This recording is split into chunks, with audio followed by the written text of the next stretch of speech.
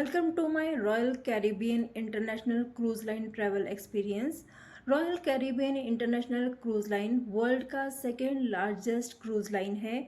हमारा जो शिप है उसका नाम है ओशियन ऑफ द सीज, जो कि 4 days 3 night ट्रैवल करके सिंगापुर टू पेनांग मलेशिया आएगा और जाएगा। सिंगापुर चांगी एयरपोर्ट से उतरने के बाद Royal Caribbean Ocean of the Seas तक पहुंचने के लिए मरीना बे क्रूज सेंटर पहुंचना होता है, जो कि चांगी एयरपोर्ट से मुश्किल से आधे घंटे की दूरी पर स्थित है, जहां की टैक्सी राइड द्वारा या फिर मेट्रो के द्वारा भी पहुंचा जा सकता है। ओशियन ऑफ द सीज का departure terminal 61 Marina coastal drive है, इसलिए हमें गाइड इस टर्मिनल पे ले आया।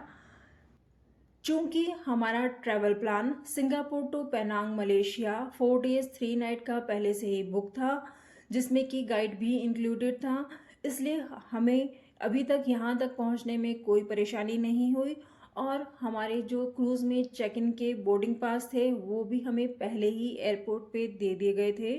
रॉयल कैरिबियन इंटरनेशनल पर एंट्री और टिकट बुकिंग ऐप के द्वारा या फिर रॉयल कैरिबियन इंटरनेशनल की साइट पर जाकर होती।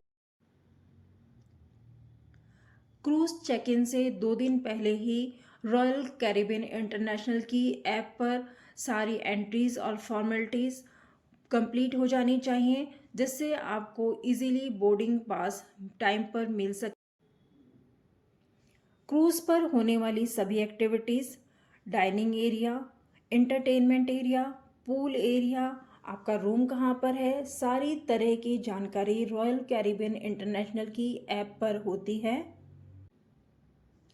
जब क्रूज़ अपने कोस्टल एरिया को छोड़कर गहरे समुद्र में आ जाता है तो यहाँ पर मोबाइल नेटवर्क काम नहीं करता है, इसलिए रॉयल कैरिबियन इंटरनेशनल की ऐप आपके मोबाइल पर होना बहुत ज़रूरी है, जिससे आप अपने साथी पैसेंजर्स से बातचीत कर सकते हो। आपको कोई हेल्प चाहिए, आप कहीं पे लोकेशन नहीं मिल पा रही है, तो इस ऐप पर जाकर आप आसानी से किसी से भी कांटेक्ट कर सकते हो, हेल्प डेस्क पे जा सकते हो।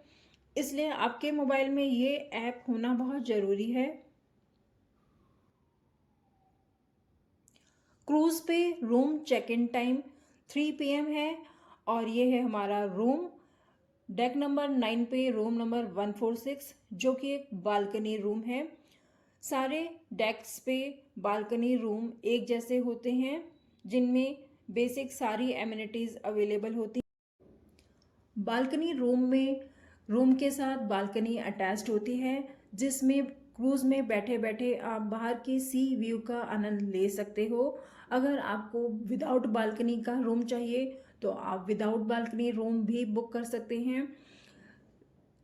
4 दिन के लिए ये रूम बिल्कुल परफेक्ट है। इसमें एक स्मॉल वॉशिंग एरिया है, जिसमें सारी तरह की फैसिलिटीज़ अवेलेबल हैं, जो कि एक स्मॉल कैबिनेट साइज़ का वॉशरूम एरिया है, जिसमें शॉवर से लेके सारी सुविधाएं उपलब्ध हैं। और इस रूम में एक वॉकिंग क्लोजेट, लगेज रखने का एरिया और डबल बेड और बालकनी इंक्लूडेड है, जैसा कि आप देख सकते हैं। चूँकि सिंगापुर का टेम्परेचर डे टाइम में 25 डिग्री सेंटीग्रेड से भी ऊपर हो जाता है, दोपहर में बहुत तेज़ गर्मी होती है, और जब क्रूज़ डीप सी में आ जाता है तो यहाँ की जो सी वेव्स हैं बहुत ह्यूमिड होती हैं, इसलिए डे टाइम में तो आप बालकनी का आनंद बिल्कुल भी नहीं ले सकते।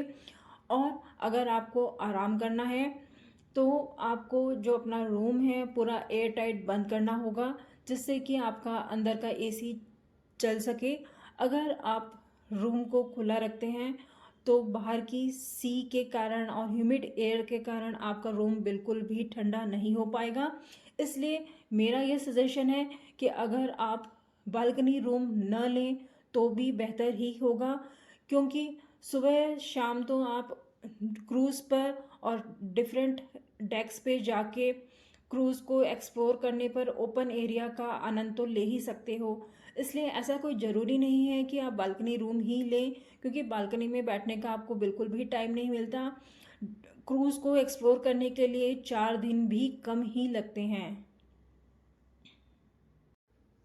Royal Caribbean Ovation of the Seas का सिंगापुर के इस टर्मिनल से डिपार्चर टाइम 4 PM था। तो शाम के 4 बजे हमारे चेक इन करने के 1 घंटे बाद ये जो क्रूज़ है ये सिंगापुर से मलेशिया की तरफ अब बढ़ चुका है। जैसे जैसे क्रूज़ सिंगापुर मेन सिटी को छोड़कर हिंद महासागर में आगे की तरफ बढ़ने लगता है तो किसी भी तरह का कोई शहर, मनुष्य इत्यादि दिखाई देना बंद हो जाता है। दिखाई देता है तो सिर्फ पानी, पानी और पानी। क्रूज से टकराती हुई सागर की लहरें और समुद्री हवाओं का शोर। बालकनी में बैठकर इन सभी नज़ारों का आनंद लेते हुए और सिटी के ट्रैफिक के शोर, पॉल्यूशन इत्यादि से दूर सिर्फ पानी और पानी। इस तरह हमारा जहाज पानी में आगे बढ़ता जा रहा था और अब समय हो चुका था सनसेट का, जिसके अद्भुत नज़ारों को मैं आगे के वीडियो में अपडेट करती हूँ। तो साथ में बने रहिएगा।